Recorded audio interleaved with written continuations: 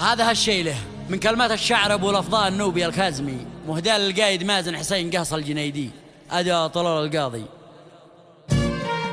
باسمك يا عظيم الرجاء من قلبي ومن خاطري، فتى ابيات الحاره للي قاد حرب الحرر. ابن حسين مازن قهص بفعاله دري ما دري، وصيته في ربوع الوطن ما تعلى عليها النسور. من هو غير مازن ثبت في الميدان يا مفتري، والله ما بقي صيفري غير الشبل فيها يدور. من شل 10 طقم يقلد علي عنتري، على المقياده يا فتى يشتي شخص دمه يفور. سلطان بصمة له ما في شبوه وفي الدايري، شجع ما يهاب العدا يتعدى جميع الكسور. اخلص للوطن دائما لا مغتر ولا مظهري،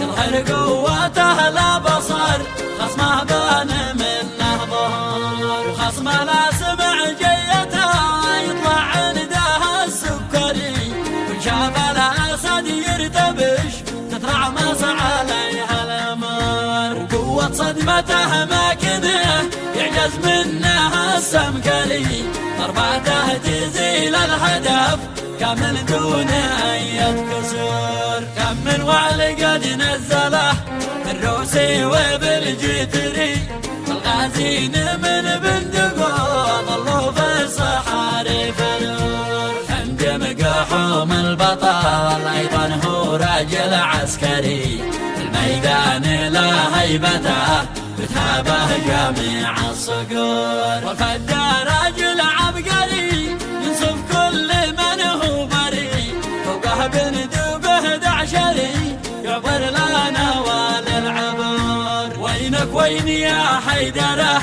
مني انت والباجري، بولفظة من افعالكم بين الناس دايم فخور. فيكم لا يزال الامل باقي في وسط ناظري، لا يمكن املنا بكم مع الايام نشوفه يبور. كيف انساك يا حيدره يا عنوان في دفتري، وانت الدرع وانت السند داخل برها والبحور. جيبك لحب الوطن تطق مدشك تشتري، وابو القاسم مقصر معاك وهو ما جاه منك قصور. هذا كل ما عندنا قلته من ورق دفتري، صلوا واذكر الهاشمي لذكره بيش في الصدور. صلوا